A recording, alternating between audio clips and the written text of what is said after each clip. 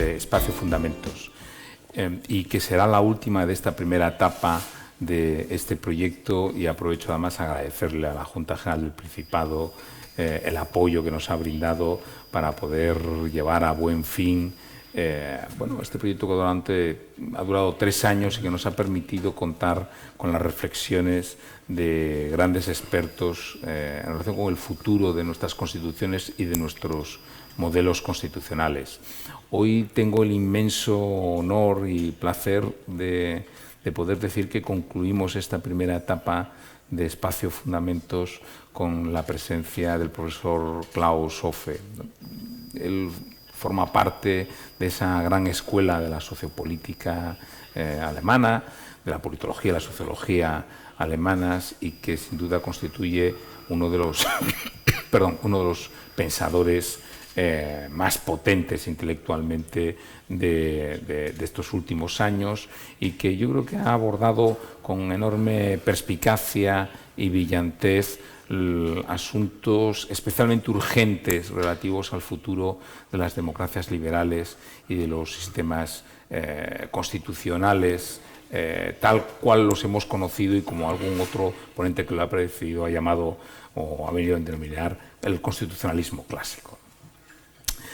Hoy nos acompaña en esta sesión, junto con el profesor Hofe, un compañero de la Universidad de Oviedo, profesor de Sociología, don Hans van den Broek, y que le agradezco enormemente el que se haya brindado a estar hoy aquí y a mantener esta conversación con el profesor Hofe, al que reitero de nuevo mi más sincero agradecimiento por el esfuerzo que ha hecho por estar hoy con nosotros y permitirnos enriquecernos, ¿no?, con su sabiduría y su conocimiento. Yo, como sabéis, estos seminarios, la intención es que sean lo más espontáneo, ¿no?, y lo más académicamente informal, ¿no?, de lo que seamos capaces, ¿no? Normalmente suelo darle la palabra a nuestro invitado para que haga una intervención en relación con el asunto que hoy aquí nos trae, que es la voluntad popular, para luego trabar un diálogo, ¿no?, con él, que yo moderaré y que finalmente abriremos también a los que hoy nos acompañáis en esta sesión de Espacio Fundamentos. Y sin más, y para no restar tiempo al profesor Hofe, yo quería plantearle la siguiente cuestión, ¿no? Yo creo que en sus escritos usted siempre ha manifestado una posición o un análisis muy crítico con esta especie como de moda plebiscitaria, ¿no?, que nos asola en Europa. Véase el Brexit, el grave problema que tenemos en Cataluña, en España, cuyo origen, al menos más evidente, fue el intento de hacer un referéndum que nunca llevó a celebrarse, y por lo tanto, y la emergencia de nuevos partidos políticos que han reivindicado el que dejemos que el pueblo decida, ¿no? Una especie como de dosis de realismo democrático, ¿no?, donde las ficciones como la voluntad popular, que alimentó toda la teoría de la democracia liberal y del constitucionalismo moderno, se han visto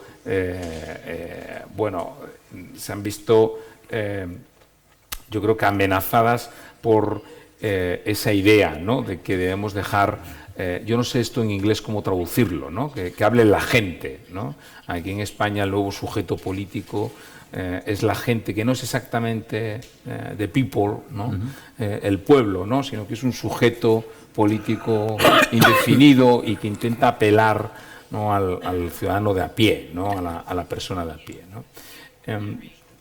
Profesor, usted siguiente, y además eso me invita también a otra reflexión ligada a una reflexión que hizo usted no hace mucho sobre el grave problema, o así lo entendí yo, que tenían las democracias europeas contemporáneas, que se habían construido sobre una idea de sociedad muy homogénea, ideológica, económica, religiosamente, ¿no? Sociedades homogéneas que permitían construir, digamos, un relato simbólico que todos podían compartir, ¿no? Y sin embargo hoy las sociedades cada vez son más heterogéneas, ¿no? y además cada vez se reivindica más la heterogeneidad, la diferencia, no lo que nos hace iguales y nos suma, nos une, sino aquello que nos distingue, ¿no? Y las identidades, ¿no? Y eso yo creo que ahonda aún más la crisis de las ficciones como la voluntad popular sobre la que se ha construido al menos el constitucionalismo moderno y las democracias liberales, ¿no? ¿Qué opina usted, profesor Ofe? ¿Estamos asistiendo al final de la era de la democracia liberal y nos estamos asomando a un abismo vertiginoso?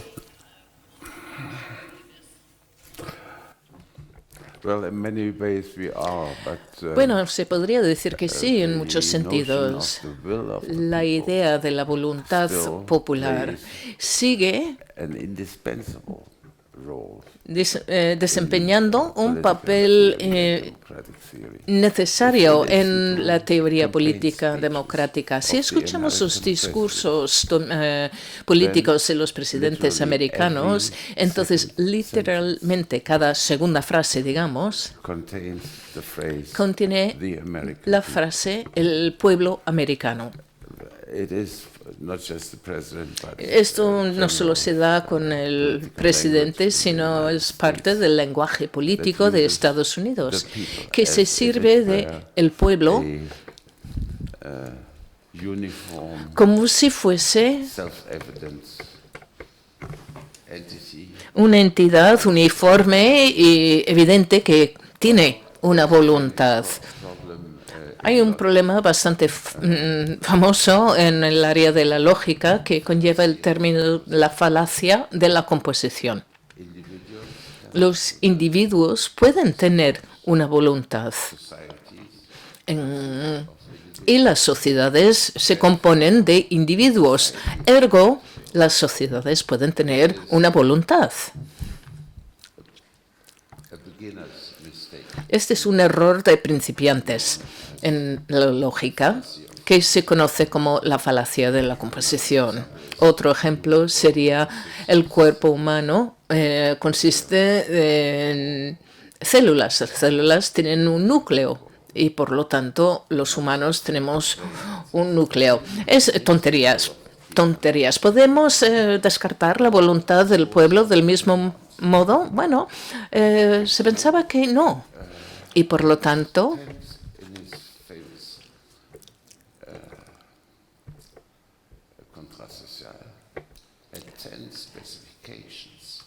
hay ciertas especificaciones respecto de cómo la voluntad para elegir se puede transformar en una voluntad general.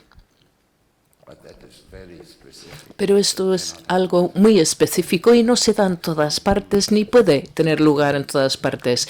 Y supone un esfuerzo tremendo para unificar a la gente en torno a una voluntad compartida. La comunidad ha de ser pequeña, ha de ser homogénea. Nadie puede ser rico ni pobre. No se obliga a nadie en vender su mano de obra. Las personas han de expresar su voluntad de forma no mediada, que no debería ser plebiscitario, y que la voluntad de la mayoría no es solo una voluntad frente a otra, sino que la voluntad de la mayoría es la verdad y la voluntad de la minoría rara vez tiene que ver con su voluntad. Si esto no nos lleva a una expresión homogénea y unificada de la voluntad, entonces tiene que entrar en funcionamiento la censura y una dictadura que prohíba que ni siquiera se exprese la voluntad no verdadera, es decir, la voluntad de la minoría. También para promover la unidad de la voluntad del pueblo, se tiene que organizar una religión cívica, digamos, civil, que se tiene que practicar con sus ritos y sus festividades para que el pueblo se vuelva cada vez más homogénea. Este es un decálogo, digamos, de pautas que contiene este escrito. Claro, estamos hablando de algo totalmente absurdo para nuestra situación actual. No obstante, es una especialidad, digamos, de aquellas personas que o bien son ingenuas o bien creen en la utopía del populismo derechista, el espacio en el que estas ideas se recogen y se reactivan. Podemos ser todos de una misma voluntad. Y de hecho, así es. Sin embargo, hay dos cosas que impiden la práctica de la unidad de la voluntad. Por un lado, son las élites de profesiones y que nos dividen en lugar de unificarnos. Tienen sus intereses especiales, digamos. El otro factor que destroza la unidad de la voluntad del pueblo son las influencias extranjeras, el cosmopolitismo, la migración, así como otros elementos no auténticos, por lo que un partido político fuerte sirve donde pueda de las necesidades de la censura, de la dictadura. Han de asegurarse de que los elementos extranjeros se eliminen de su formación, así como estas élites y las fuerzas del establecimiento elitista. Una vez logrado esto, entonces la voluntad será pura y unificada, al igual que la que invoca constantemente el presidente de Estados Unidos. También es característico de una reactivación de la voluntad unificada del pueblo que tiende a ser negativa. Es decir, la voluntad no es para crear un nuevo sistema de pensiones, por ejemplo, o construir un nuevo sistema de energía o transporte, un proyecto político, o construir una nueva constitución, sino que la voluntad es de protestar y abolir las fuerzas que dividen e impiden a la población para crear una voluntad unificada y unirse de ese modo. La unidad y el rechazo directo de todo el establecimiento de élites y las fuerzas cosmopolitas externas. Los populistas no tienen mucha sustancia de la voluntad del pueblo, mejores sistemas de educación u otra forma de régimen monetario. Saben lo que no quieren. De este modo,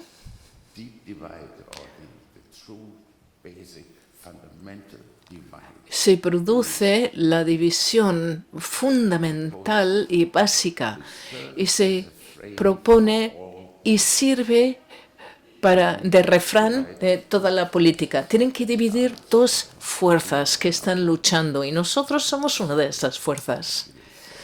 O así afirman los populistas. Y los otros hay que vencer. No se trata de la izquierda y la derecha. La izquierda y la derecha han pasado de moda. Son obsoletos, ya carecen de significado. Lo que sí hay es la oposición de GAL, que son los libertarios verdes alternativos. Estas son las fuerzas que dominan el establecimiento, así como las fuerzas externas. Y nosotros, la oposición, somos TAN, nacionalistas, autoritarias, tradicionalistas. La lucha ya no se trata de derecha e izquierda, sino GAL y TAN. Esta es la lucha que tenemos. Esto es lo que vemos en el paisaje, digamos, en muchos países, y creo que lo estamos viendo también en España, pero esto lo tengo que dejar para las próximas elecciones. Pero quiero concluir al añadir un problema a la categoría de la voluntad del pueblo, que es que no solo se tiene que formar, sino que se tiene que expresar y documentar. Y desde luego no hay ningún acuerdo ni entre el pueblo ni entre los politólogos el cómo identificar, medir y discernir correctamente el contenido de la voluntad popular. Puede ser, como dijo el teólogo político alemán, que la voluntad popular tiene carácter de la respuesta a la pregunta que se formula a la gente, y que sin esta pregunta o sin un conjunto de alternativos que se presenta al pueblo no se puede averiguar cuál es esta voluntad popular. Una vez que se haya encontrado expresión la voluntad popular, entonces tenemos un problema bastante oneroso de agregar la voluntad. Es decir, todas las voluntades y todas las elecciones que se han hecho se tienen que agregar para crear una voluntad en su conjunto, para convertirse en la voluntad popular, y que no es la voluntad del pueblo, sino la voluntad de la mayoría. ¿Y qué pasa con la minoría? Robert Dahl, el teólogo político, dicen que las voluntades, no solo según su contenido, sino también según la intensidad de esta voluntad. Entonces, casi se encuentra una gran intensidad por un lado y una casi indiferencia por el otro lado. Si se puede, por ejemplo, ponderar la voluntad fuerte que la casi indiferencia, digamos. Todas estas son preguntas que se han de formular y responder. Hay muchas estanterías llenas de libros que se han escrito sobre el tema. ¿Cuál sería el método adecuado para agregar la voluntad? Y no hay respuesta a esta pregunta. No se puede responder a la pregunta de cuál es el mejor sistema electoral. ¿Debería ser mayoritario? ¿Debería ser un voto transferible? ¿Debería ser proporcional? ¿Una mezcla? La voluntad popular que resulta de las elecciones difiere en gran medida según la métrica que se aplica. Por lo que yo creo que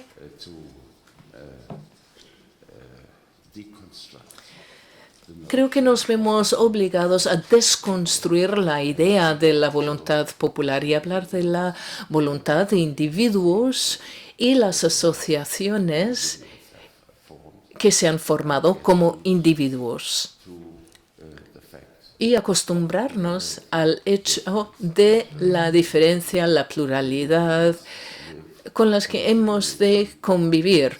La homogeneidad y es una utopía y realmente en el fondo una distopia. Muchas gracias. Hans. Sí, bueno, muchas gracias por esa exposición. Voy a hablar en castellano.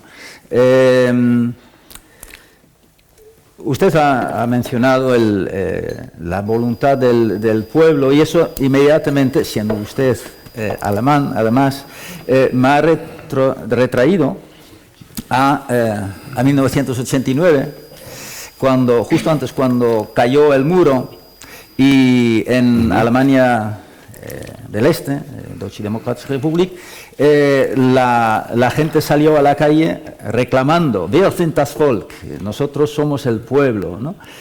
Y curiosamente, esa misma frase fue retomada 25 años más tarde en manifestaciones todos los lunes en Dresden. Wir sind das Volk de nuevo, pero ahora el das Volk, el pueblo, se había redefinido. Si antes el pueblo era, pues nosotros, la gente común que queremos la democracia, pues 25 años más tarde, das Volk de repente fue el pueblo autóctono, los alemanes autóctonos, y se juntaron alrededor de un movimiento Pegida, europeos patrióticos contra la islamización de Occidente, gegen die Islamisierung des Abendlandes, de repente una nueva definición del pueblo y nosotros somos el pueblo auténtico, ¿no? Y estamos en contra de que nuestras características culturales se diluyan con la llegada de tantos inmigrantes de otras partes del mundo. Cuando hablamos, obviamente, de movimientos y de partidos populistas, la gran diferencia, como usted ha explicado, la gran diferencia que hacen estos partidos y movimientos es entre el pueblo y la élite. El populismo necesita un enemigo. Necesita los partidos populistas en Europa, por lo que se caracterizan, son mucho más que por un ideario consistente, es por una ideología, entre comillas, anti, los tres antis, como yo les suelo llamar, anti-Islam, anti-Bruselas, anti la Unión Europea y anti-élite político, ¿no?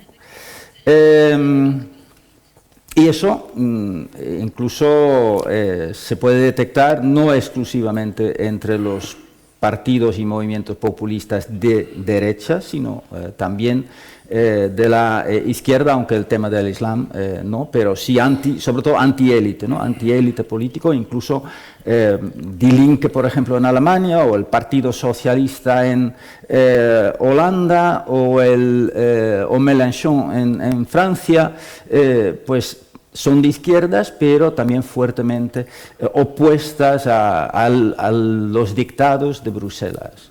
Entonces tienen un ideario, un discurso muy anti todo, anti lo que nosotros definimos como el enemigo. Y ahí se diferencian los movimientos de izquierdas y de derechas, porque lo que la izquierda, al menos tradicionalmente, caracterizaba como el pueblo era la clase obrera, o la clase obrera y media baja, y lo que actualmente los movimientos populistas de derechas ven como el pueblo es el pueblo autóctono, ¿no? Entonces, dos conceptos de pueblo completamente diferentes. Ahora, además, la izquierda yo creo que tiene un problema, porque desde los años 80, desde los años 60, 70, la izquierda se ha ido moviendo, ha se ha sentado en gran parte de la izquierda esa idea de que la clase obrera se ha aburguesado y entonces han olvidado la clase obrera y se han dedicado a defender más bien los intereses de grupos minoritarios, se han empezado a dedicar a los famosos identity politics, ¿no? Intereses particulares, particularistas de grupos minoritarios, incluso a veces no tan minoritarios, pero grupos muy particulares, las mujeres, los ecologistas, los inmigrantes, los colectivos LGTB, los musulmanes, con intereses muy dispares, diferentes, muy divergentes, a veces incluso intereses opuestos. Entonces, la pregunta es, o mi pregunta sería, los partidos populistas de la derecha no lo tienen más fácil defender la idea del pueblo porque al menos ven el pueblo como la nación, una entidad mucho más amplia y que engloba mucho más, mientras que la izquierda está en esa lucha de defensa de intereses de grupos particulares. Y para ellos el pueblo, pues en realidad el pueblo ya no existe. La voluntad popular es la voluntad de este grupo, más la voluntad de este grupo, más la voluntad de este grupo, etcétera, etcétera. Okay. Thank you. These are very Muchas helpful gracias. reflections Estas son reflexiones muy útiles sobre el problema, has to do also with, que también en parte guarda relación some niceties of the German language. con algunas de las bondades, digamos, del lenguaje alemán. Participated in Algunos de mis amigos participaron en las manifestaciones de los lunes con el lema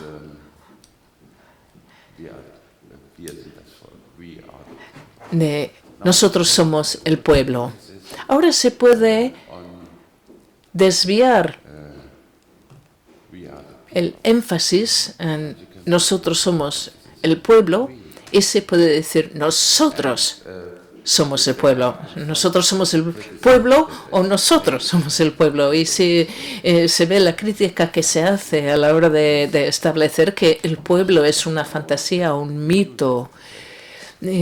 Dicen, nosotros hemos dicho que como antítesis al reclamo del partido de que ellos representan el pueblo, entonces el énfasis de nosotros somos el pueblo y no nosotros somos el pueblo. Y tú, el partido, no tienes derecho a ordenarnos y dictar lo que hemos de pensar. Nosotros sabemos mejor lo que nos conviene que tú, el partido.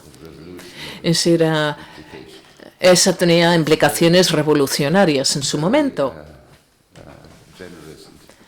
Es una interpretación muy generosa, digamos, el lema tal y como se utilizó en su momento, pero creo que no negaría su autenticidad.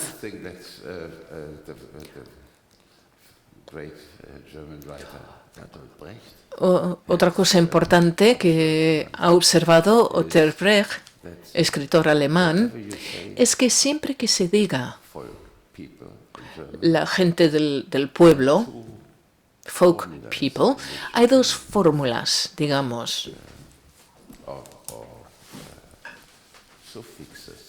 o digamos dos sufijos en los que se puede utilizar. La élite habla del pueblo como el pueblo sencillito, es decir, los simples, las masas, los que están por debajo de nosotros como clase social. Mientras que en otro contexto puede hablar o referirse a todos nosotros, Deutsche Volk, es decir, el pueblo alemán en lugar de el pueblo simple. Y hay un cambio constante en la semántica si se utiliza la palabra de pueblo. ¿Se refiere a los simples, los no educados, o se refiere a todos nosotros frente a los de fuera? Esto cambia la semántica según el contexto. populists, of course, Los populistas, tal y como he dicho, han intentado o intentan reactivar, restablecer, redefinir la unidad del pueblo against the elites, en contra de las élites, que incluyen las élites extranjeras, es decir, Bruselas, y también en contra de los foráneos. I do is emphasize Pero aquí lo que hacen es distrust. resaltar la falta de confianza en las élites políticas, los gobiernos, los partidos políticos, el establecimiento Brussels are our enemy. y Bruselas. Todos son nuestros enemigos, la mayoría de Bruselas, digamos, son nuestros enemigos. Y nosotros, el pueblo simple, Refer to no merecemos que se hable de nosotros en estos términos insultantes, porque somos los héroes verdaderos, los patriotas verdaderos. Somos los que somos capaces de movilizar las masas en contra al nuevo eje de conflicto. to that purpose. Con esta finalidad, lo que hay que potenciar The states, they are not anarchists. en they believe los in states, but states estados consist of three things. es que Power, consiste de tres cosas: el poder del Estado, la población del Estado y el territorio del Estado. Los tres elementos, cuando se unen, ya contamos con un Estado. Y lo que tenemos que proteger no es el Estado, no es el poder estatal, que es corrupto. corrupt. La élite también corrupta And they misguide the people. y desorientan a las personas, que es por lo que ganamos el 100% en las elecciones. Pero lo que hemos de hacer es fortalecer el territorio del Estado. ¿Cómo lo hacemos? Al construir vallas para que nadie pueda entrar. We are built a wall so that no one can. La República Democrática de Alemania construyó un muro para que nadie podía salir, y construimos vallas para que la gente no pueda entrar. Fortificamos nuestras fronteras y hacemos lo que el poder estatal por sí solo no puede hacer, porque el establecimiento es corrupto. Y esto es parte de una campaña. Nosotros tenemos que cerrar las fronteras. Esto es lo que nos unifica. Los que permanecemos dentro de el fondo, los antecedentes a esto, Is the population que la población o el pánico demográfico, digamos, que Central East European countries. vemos en algunos países, Europa Central Oriental, 10 new member states. que opone los 10 Estados miembros nuevos que se han unido a la Unión Europea entre los años 2010. Between 2000 Realmente antes, desde el año 2004 a 2013. the loss of Para estos estados, population la pérdida de población activa a través de migración hacia Occidente se encuentra en torno al 10 a 20%. Y cuanto más pobres sean los países y cuanto más cerca estén al occidental, mayor es este porcentaje. Este es un pánico demográfico leads to the conclusion que conlleva la conclusión de cerremos las fronteras para aquellos que provienen de fuera de nuestras fronteras. Evitamos que entren, hay refugiados, inmigrantes, para not be altered in our identity. evitar una alteración de nuestra entidad. Pero también tenemos que cerrar nuestras fronteras para que nuestra gente no salga de nuestras fronteras, porque tenemos una tremenda fuga del cerebro. Este pánico dual de perder a las personas y ganar a las personas que no queremos Emphasis on pone el foco en las personas, en fronteras y las limitaciones y y arreglos, digamos, anti-Unión Europea. En algunos países la situación es incluso más complicada. En Polonia, efectivamente, el 20% creo de los jóvenes ha salido. En Bulgaria la situación es aún peor, creo que ahí ya hablan del 30% o el 20% de toda la población ya se ha marchado. Pero en Polonia, por ejemplo, están marchando muchos jóvenes, pero están entrando gente de Ucrania y de Bielorrusia. Entonces ahí tenemos un shift, un movimiento, o sea, unos se van y otros entran. Y efectivamente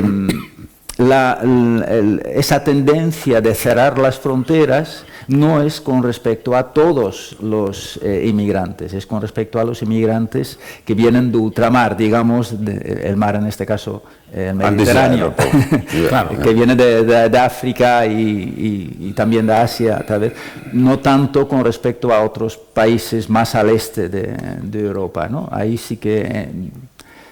También por el gran tema y el gran miedo, que es el miedo cultural, el miedo a que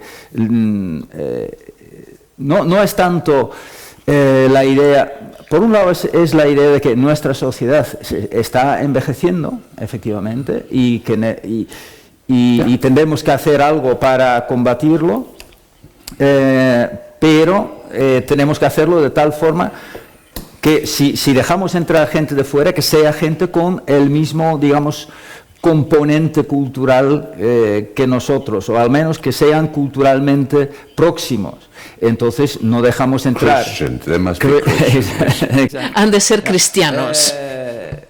Entonces, si viene gente de Ucrania, por ejemplo, bien, pero si vienen sobre todo de países musulmanes, pues tenemos que cerrar la frontera a cal y canto. Sí. ¿Se puede construir un Estado, un sistema democrático con un concepto de voluntad popular que sea por agregación, ¿no? Yo creo que de lo que os he escuchado hay una contraposición entre el concepto de voluntad popular como abstracción, ¿no?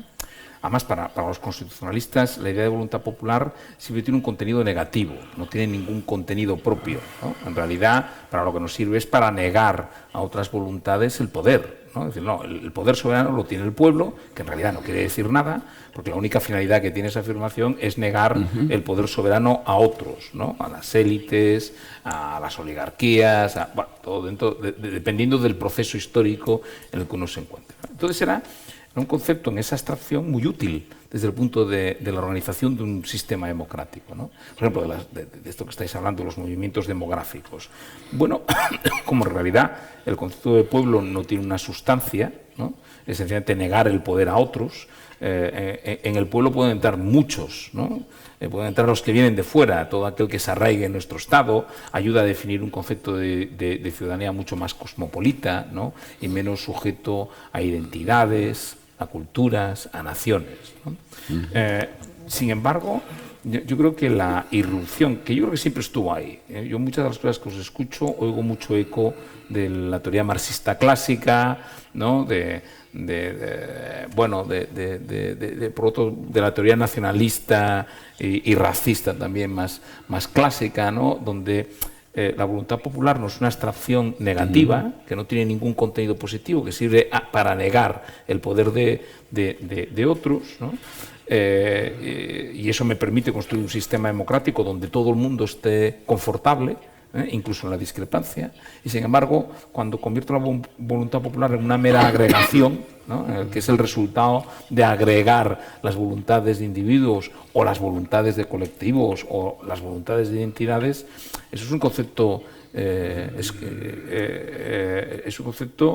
que no es inclusivo, ¿no? Es excluyente, ¿no? Porque inmediatamente la voluntad popular hay que llenarla de contenido, tengo que definir a un pueblo, lo afirmo en positivo, y ya lo importante no es que eso sirva para negar otro tipo de poderes, vamos a decir así, antidemocráticos, sino que sirve precisamente para afirmar un determinado poder, ¿no? Que al final acaba siendo la élite que manipula al pueblo, ¿no? Porque detrás de la afirmación de "Let us, the people decide", suele estar pero ya decido yo por el pueblo, ¿no? Porque yo soy capaz de interpretar, en fin, la voluntad de esa agregación de individuos, ¿no? ¿Es posible construir un sistema democrático a partir de un concepto de voluntad popular por agregación, ¿no? Well, the answer that populists in La power respuesta de los populistas en el poder give is we es have a valid que judgment nosotros tenemos on un the juicio question who válido belongs to us and sobre who el does not. quién nos pertenece y quién no Who nos is pertenece. a promising ¿Quién candidate es un for candidato prometedor citizenship para ser and who ciudadano isn't? And y there are quién certain no lo es? preferences. Y existen ciertas preferencias. Hay que ser cristiano y hay que ser de un país cercano, digamos. Esto aumenta Prospects. la perspectiva de la persona. Pero la idea aquí es que también hay personas Highly unpromising, que no son altamente no prometedoras, digamos, como aquellas personas que se puedan integrar. Y esto, en la suma, se trata de una lógica racista. La lógica racista es que tienes que integrarte, pero sabemos que no lo puedes hacer. Así que te vamos a mantener fuera. Y estos se pueden seguir una lógica, y eso no se sigue hoy en día por buenos motivos, pero el racismo cultural se encuentra en todas partes. Nosotros, la élite, en nombre del pueblo, te decimos que no reúnes los requisitos para integrarte. Así que ni siquiera la tercera generación se va a integrar. Vas a seguir con tu hijab y vas a seguir siendo obligada a llevarla. Esto te prohíbe, digamos, o evita que te puedas integrar. Y vamos a asegurarnos de que esta exclusión o mecanismo de preclusión, digamos, se mantenga en el tiempo. Y este es el conflicto verdadero en muchas ciudades. Quiero seguir con un punto. Yo creo que hay una forma útil, si bien abstracta, de definir la derecha y la izquierda en estas situaciones. Yo utilizo las dimensiones del tiempo y del espacio. La izquierda siempre cuenta con un enemigo, alguien en contra, dentro del territorio o la unidad a la que referimos, mientras que la derecha ubica a su enemigo de fuera de nuestro territorio y que no se le permita entrar. Con el tiempo, la izquierda es la que tiene un proyecto para el futuro, mientras que la derecha se refiere a un pasado mejor. Escucha las palabras del presidente estadounidense. Vamos a hacer que Estados Unidos vuelva a ser grande, algo que ha sido grande, y hay que restaurar esta grandeza o recuperar el control. En el caso del Brexit, en el Reino Unido, teníamos el control y se nos quitó injustamente y ahora queremos recuperarlo. Entonces, la perspectiva, la mirada hacia atrás y la mirada hacia afuera son características de la derecha, mientras que la introspección y la mirada hacia el futuro, digamos, la perspectiva de futuro, caracterizan la izquierda. Yo creo que son caracterizaciones abstractas pero útiles de la oposición. Sí, es interesante. Efectivamente, ese componente nostálgico que tiene y en Alemania del Este hacen un juego de palabras y ahí lo llaman Ostalgie. O sea que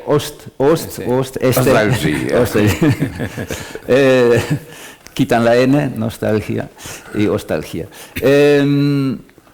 Sí, es importante y es algo a lo que apelan los partidos populistas. En Holanda es evidente, el Partido por la Libertad de Geert Wilders apela continuamente a lo maravilloso que era el país en los años 50, antes de que vinieran los Gastarbeiter, ¿no? Antes de que vinieran los trabajadores inmigrantes. Hasta tal punto incluso que, créelo, ¿no? Pero hay miles de holandeses que han migrado a pueblos al norte de Estocolmo, por ejemplo, en Suecia, o sea, en el centro de Suecia, porque dicen que ahí nos encontramos como en Holanda, como era Holanda en los años 50. O sea que, de nuevo, ese es un tema... mira, ese es un tema muy importante también en todo el discurso de los partidos populistas, que este ya no es nuestro país. Nos hemos convertido en extranjeros en nuestro propio país, que fue el título del gran libro de Arlie Hochschild, en el que intenta explicar cómo llegó Trump al poder, ¿no? Strangers in their own land. Este país ya no es el nuestro, este país ha sido abducido casi por alienígenas, y los alienígenas pues, es la izquierda, los élites en Estados Unidos, pues los del este y los del oeste, ¿no? Los de California y los de Boston. Y en Holanda pues es la élite política cultural de Ámsterdam y La Haya. Y así, pues en Alemania, el este de Alemania, pues es también la élite que antes residía en el oeste del país, ¿no? Y el gran enemigo de ese movimiento es Angela Merkel, porque dijo wir schaffen das y dejó entrar a todos los refugiados. Tenemos que volver a cómo era el país antes, y eso lo ha entendido perfectamente Viktor Orbán en Hungría, por ejemplo, perfectamente, y hasta tal punto que, bueno, que no solamente tiene un amplio número de seguidores, es que tiene el 50% del voto. El 50% del voto más el 19% del voto para el Jobbik, que es un partido que está aún mucho más a la derecha, ¿no? Que es un partido incluso con componentes neonazis, se puede decir. Entonces ahí el 70% de la población en realidad no quiere el país en el que estaban y quieren volver a... Pero eso es algo a lo que apelan todos los... Y aquí en España lo vemos también, ¿no? Vox también tiene ese discurso de que hacemos de España de nuevo un país grande. Si os parece, abrimos el coloquio al público. Si queréis intervenir...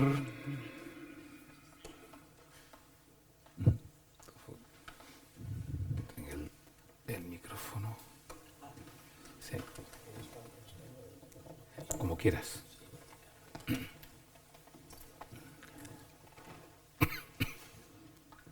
Sí, gracias, muchas gracias. Me disculpo por haber llegado tarde, tenía clase y seguro que me he perdido algo importante.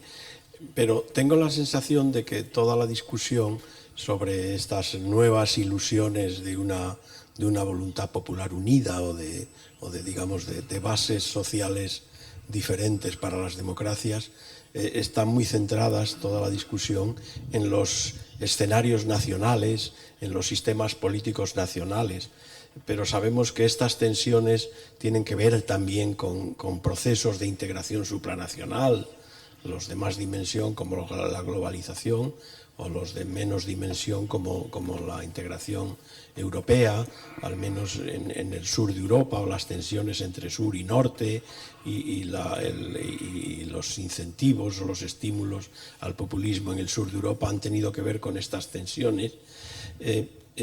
podemos pensar en reconstruir, bases realistas, no bases ilusorias de las democracias, sin pensar en escenarios de ciudadanía supranacionales.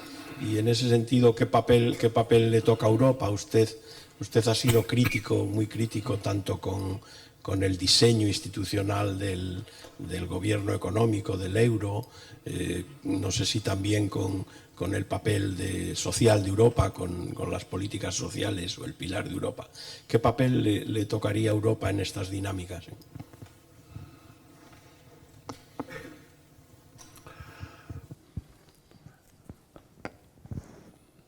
Well, I'm grateful to you that you bring it up. Le agradezco el que lo traiga a la mesa.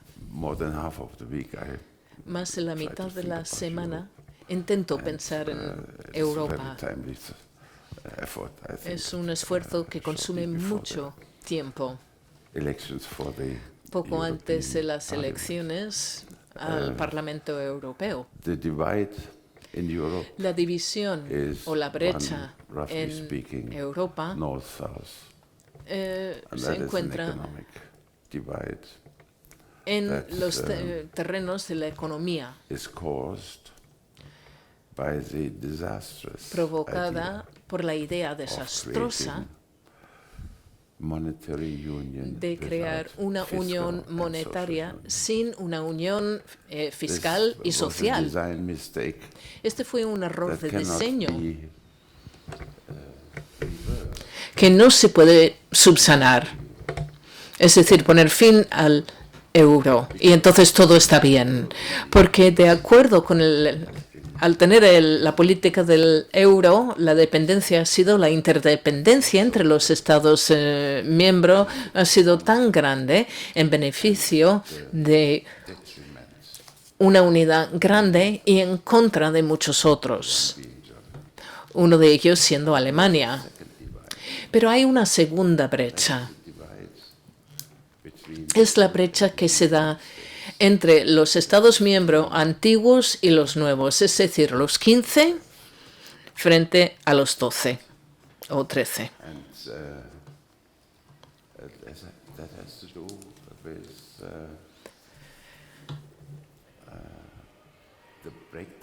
Esto se relaciona con la desintegración del Tratado de Copenhague.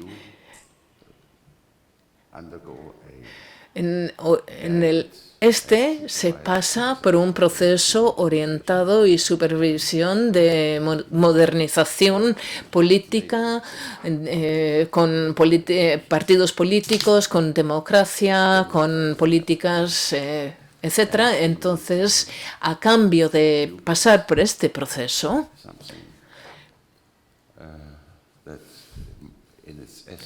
se le otorga algo que en esencia es el acceso al mercado. Pueden vender sus verduras y los otros productos agrícolas en un mercado abierto. Y también puede tener acceso a nuestro mercado de trabajo. Este es el trato, digamos, que se diseñó en Copenhague en 1993 y después se llevó a cabo con el tiempo. Ahora se da el caso que ambos resultados no están muy de acuerdo con los resultados. Los húngaros, los polacos, la mayoría o casi la mayoría están en contra de los términos de este trato. También el desarrollo económico en los nuevos Estados miembros, Rumanía, Hungría, incluso en parte los estados bálticos no son aquello que habíamos esperado. Había gente que se enriqueció mucho y muy rápido, pero muchos adolecen de la pobreza. Antes lo hacían y ahora lo hacen a pesar de tener acceso al mercado. Por lo que hay una infelicidad, digamos, un gran disgusto, un disgusto profundo. Esto no es nada nuevo, nada de lo que he dicho es nuevo, pero el reto que se deriva de esto y la intensidad de este reto es nueva. Todo el mundo pide un régimen legítimo y democrático, y yo creo que eso únicamente puede referirse a no volver a un pasado antes del euro, sino lograr que el euro sea compatible con las necesidades, muchas necesidades de muchas personas, al democratizar la Unión Europea, algo que nunca antes se ha dado. Las democracias siempre se han encontrado dentro de estados. Una democracia supranacional es algo a lo que ha aspirado mucha gente, pero nunca se ha logrado. Nuestra fe en Europa depende de que lo hagamos mejor y que encontremos la manera de realizar esta democracia. De otro modo, todo esto va a reventar en la cara.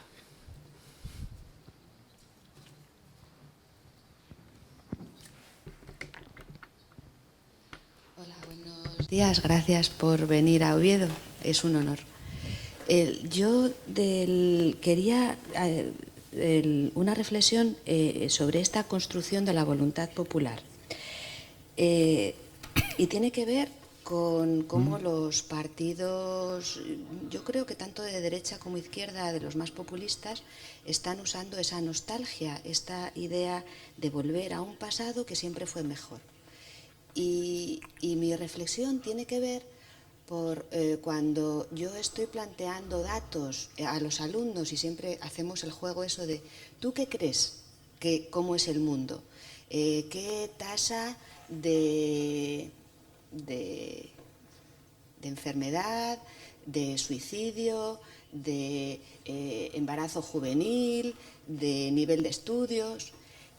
Mis alumnos entre 18 y 23 años tienen una idea de la realidad enormemente negativa, siempre peor de la que hay.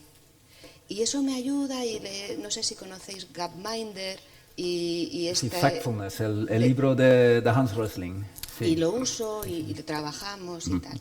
Entonces, mi reflexión viene por qué estamos haciendo en lo que es la diferencia entre historia y memoralia. Esta idea de la memoralia, yo cuando estuve en Estados Unidos aluciné cuando entraba en las tiendas esas sobre los años 50 y 60. No sé si visteis esa memoralia que tienen en Estados Unidos. Yo no la conocía y dije, ¿pero esta gente?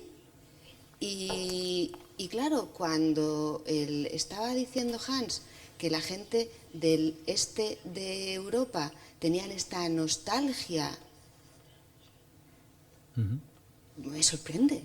Entonces, mi reflexión, no sé, no he vertebrado ninguna pregunta, pero tiene que ver con cómo se está construyendo esta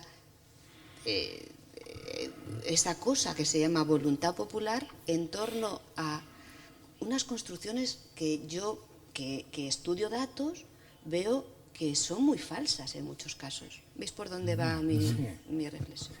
Yo creo que al hilo de lo que dices, Marta, a mí me da la impresión de que hemos sustituido el relato de progreso, un relato de progreso que era el relato típico de la izquierda, ¿no? De que la sociedad progresa, pero también era el relato liberal, ¿no? De Adam Smith y de los liberales británicos, ¿no? Es decir, hay que construir un relato que nos permita crecer y por lo tanto la mirada siempre estaba en el futuro, y eso lo hemos sustituido por un relato de la nostalgia, ¿no? Es decir, el futuro es un sitio oscuro, frío y que da miedo, ¿no? Y entonces yo necesito esa memoralia, ¿no? Necesito retornar a un pasado que además nunca existió, ¿no? Además un pasado que nunca ha existido, ¿no? Pero que sirve como antídoto, y yo eso lo explotan mucho los partidos populistas, es el antídoto frente al miedo ante la incertidumbre del futuro, ¿no?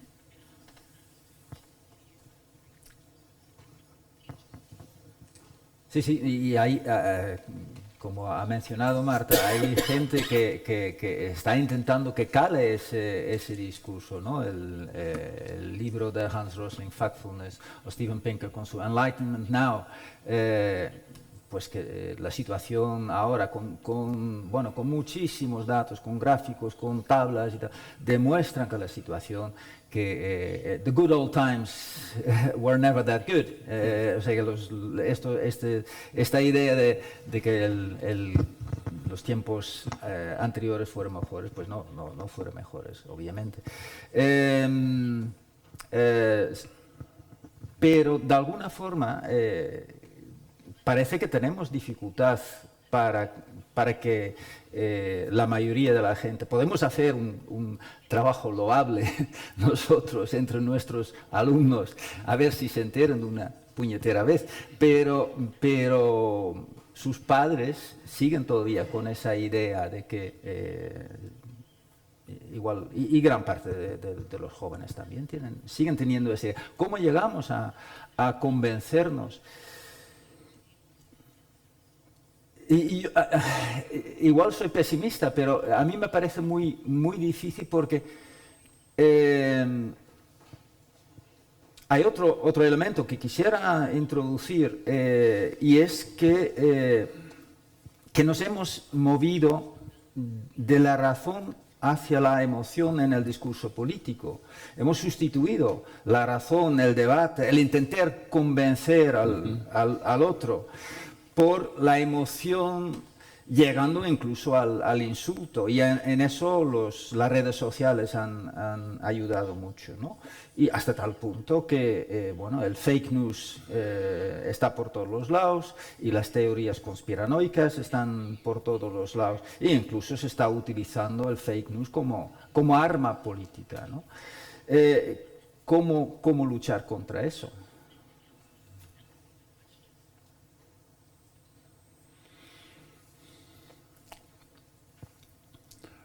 I mean, I'm not an expert on the technical side. No soy experto en el aspecto técnico de su pregunta.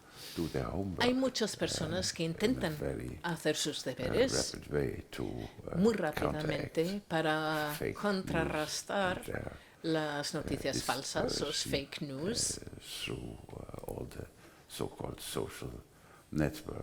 que encontramos en todas las redes sociales. Yo no formo parte de estas redes, de estos medios sociales, pero el impacto claramente es muy potente, sobre todo en una situación en la que no se confía en las élites y no se les dan el mérito, digamos, por lo que están haciendo. Se temen en lugar de ofrecer perspectivas esperanzadoras del futuro. Los activistas de la izquierda lo hicieron en el pasado, pero hoy por hoy parecen incapaces de hacerlo. Así que no creo que tenga una respuesta robusta. El ganar la confianza es algo que debería encontrarse en primer lugar de la agenda de la élite política. Y eso supone una serie de cosas. El contar la verdad, el mantener las promesas que se hacen, cumplirlas. Y también significa no solo cuestiones relacionadas con la verdad, sino cuestiones también que ver con una discriminación no positiva, una no discriminación estricta, y en la dimensión de cara al futuro, algo así como la solidaridad, que se basa en el interior. Es decir, tu bienestar forma parte de mi bienestar. Y eso lleva al debate al bien común, y así como las ideas progresivas de cuál puede ser el efecto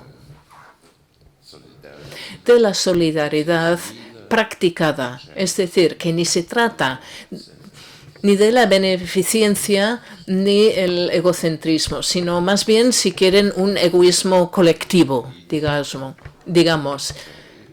Y si la élite fuera capaces de seguir estas 4 direcciones o mandatos, digamos, de contar la verdad, mantener la promesa, no discriminación y la solidaridad, nos encontraríamos en una situación mucho mejor que en la que nos encontramos. Sí, yo sin nadie más. Sí. Las 2 últimas y dejamos descansar al profesor. Vale.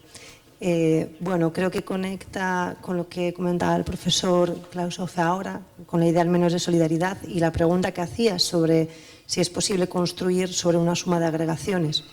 Mi pregunta es solo si el sujeto o el pueblo se define negativamente y si partimos además también, retomando esa idea que mencionaba de Bokenford, de no podemos saber lo que piensa o la voluntad más que preguntando.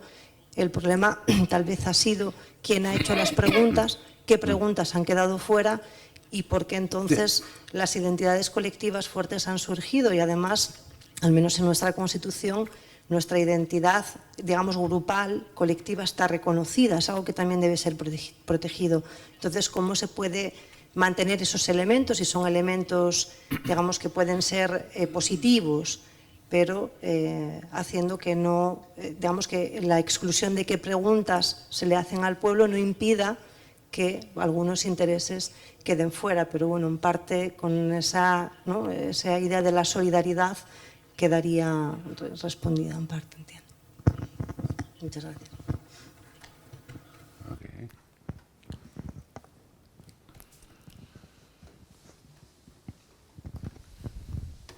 La última pregunta, sí. Sí, última pregunta. No, perdón. Okay, then I come back. Igual quería... De acuerdo, entonces, ¿respondo al todo después? Sí, o no? Sí. Responda a la compañera si quiere. Sí, a María.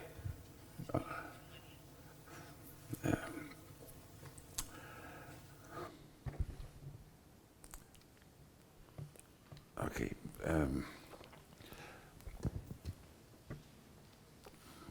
I mean, solidarity is a very tricky. La solidaridad concept. es un concepto peleagudo. I mean, it's easily said that, Quiero decir, es fácil your decirlo. well-being is my well-being as well. Es fácil decir, But tu it bienestar needs es mi institutional bienestar, foundations. pero necesita And that contar means, con cimientos institucionales. One institutional foundation for this would be Y Eurozone, los cimientos sería right?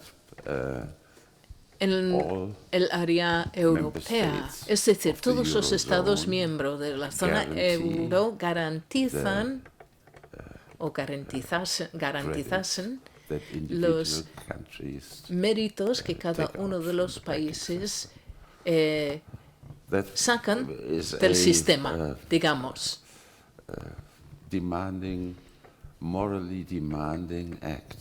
Es un acto However, moralmente exigente.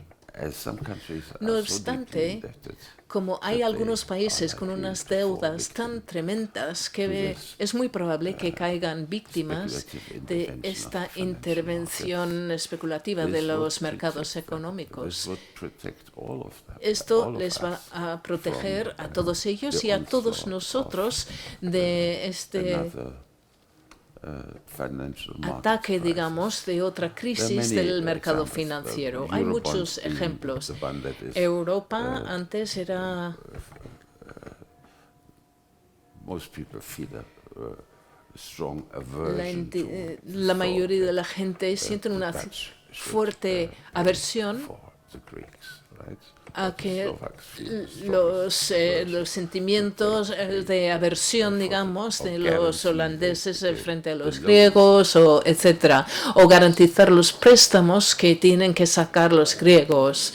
Y al hacer que sean más baratos, se quita, digamos, la carga de la economía griega en este sentido. Pero si contásemos con una legislación europea que permitiese un movimiento de este tipo en vez del artículo 125 del tratado respecto del funcionamiento de la Unión Europea, sería mucho más fácil.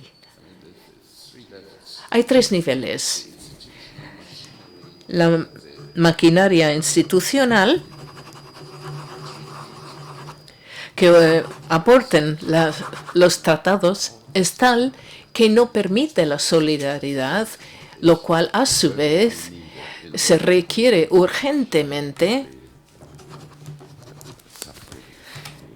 para salvar, digamos, las economías que están sufriendo.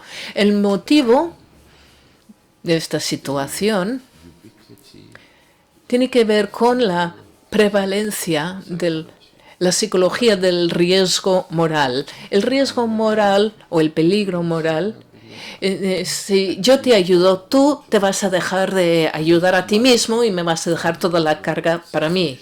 Esta es una sospecha multilateral y esto no nos lleva hacia la construcción de la confianza que requiere la solidaridad, pero desde luego es un discurso muy complicado, lleno de trampas y movimientos difíciles. Ahora será demasiado tarde, digamos, aventurarnos en esta arena de discusión sobre la reforma de la Constitución o del Tratado Constitucional de la Unión Europea. Pero en el fondo es de lo que se tratan todas estas discusiones. ¿Cómo será? No tenemos la palanca constitucional que nos permitiría establecerlo. Aunque pudiésemos ponernos de acuerdo sobre el aspecto que tendría que tener. Sus magníficas explicaciones a los 3 ponentes y como soy el último, telegráficamente voy a intentar hacer una pequeña reflexión.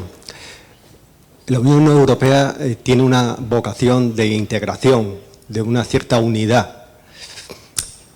Sin embargo, estamos fracasando tanto a nivel nacional como europeo en esta integración. ¿Tiene futuro la Unión Europea sin crear un estatuto de ciudadano europeo? Sin establecer una reflexión y un paralelismo histórico, recuerdo que el Imperio Romano, allá por el siglo III, integraba a los bárbaros en las legiones romanas.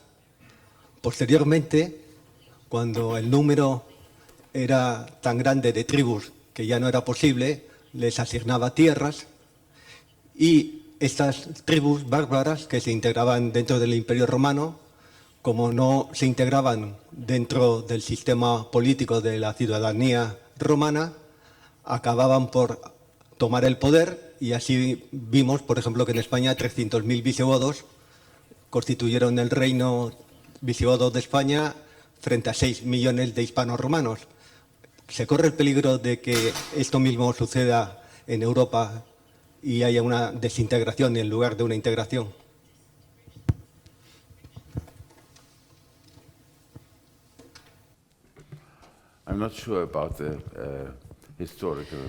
No estoy muy seguro del paralelo histórico, pero por mi propia ignorancia sobre el Imperio Romano y las causas de su declive. Pero puede haber una referencia histórica que se suele establecer entre estudiosos de la historia y los constitucionalistas respecto de la construcción americana de una federación. Which happened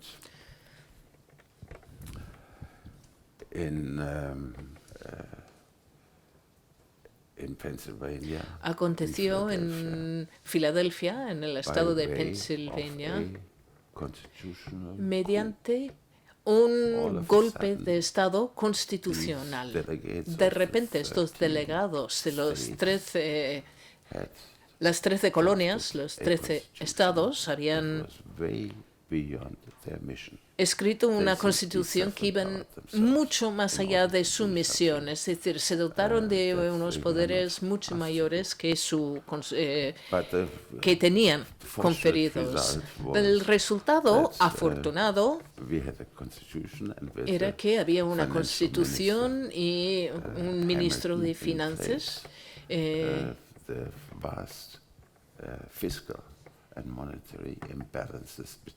y los equilibrios económicos y de impuestos, etcétera, de los 13 estados se pudieron resolver a través de la guerra y la preparación para la guerra. Y únicamente fue después de 1864 se dio una república tras la guerra civil. Fue un proceso muy largo. Hubo ciertas irregularidades, digamos. No se puede repetir algo así hoy en día. Si esta es la única manera que nos encontremos en medio de una tragedia, pero quizás habrá otra manera y centenares de personas entre todos los Estados miembros están esforzándose mucho para lograr una manera pacífica, regular de crear una integración mayor, digamos, según lo que pone el tratado. No es una federación de estados, no es un estado en sí, pero acabará por tener que serlo, según entiendo yo. Pues muchísimas gracias, profesor Ofe, muchísimas gracias, Hans, por acompañarnos y tener este cierre de auténtico lujo y privilegio de esta primera etapa de Espacio Fundamentos. Muchas gracias por estar presentes y por haber estado presentes a lo largo de estos ya 3 años de proyecto. Y esperemos que tenga continuidad y que podamos invitar otra vez al profesor Ofe a visitarnos en un futuro, esperemos que próximo y no lejano. Muchas gracias.